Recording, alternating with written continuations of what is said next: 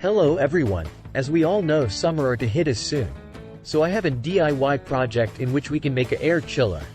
But before we start, make you subscribe our channel to never miss any update. Creating a Peltier module air chiller is a great DIY project for anyone interested in electronics and cooling systems. Here is a script to get started on this project. Materials: 1. Peltier module. 2. Heat sink. 3. Fan. 4. Thermal paste. 5. Power supply. 6. Heatsink compound. 7. Insulating tape. 8. Electrical wire. 9. Soldering iron. Instructions: start by attaching the Peltier module to the heatsink using thermal paste. Apply a small amount of thermal paste to the Peltier module and then press it firmly onto the heatsink. Next, attach the fan to the other side of the heatsink using screws or thermal tape. Make sure the fan is securely attached to the heatsink and is blowing air over the Peltier module. Apply a small amount of heatsink compound to the other side of the Peltier module and then attach it to the surface that you want to cool. This could be a CPU, a water cooling system, or any other surface that needs cooling.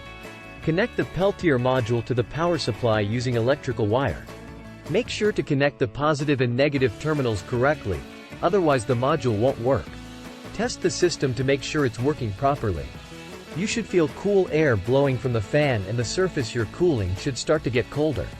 Once you're satisfied with the performance of the air chiller, you can use insulating tape to cover any exposed wires or connections to protect them from damage. Enjoy your new DIY Peltier module air chiller. Tips: 1. Make sure to choose a Peltier module that is the right size for your needs. 1.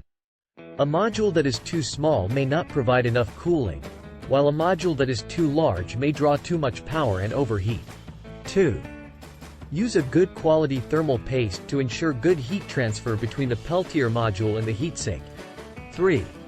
Be careful when handling the Peltier module, as it can get very hot or cold depending on the direction of current flow. 4. Use a power supply that can provide enough power for the Peltier module. 4. Check the specifications of the module to find out how much power it requires. 5. Always use caution when working with electrical components. 5.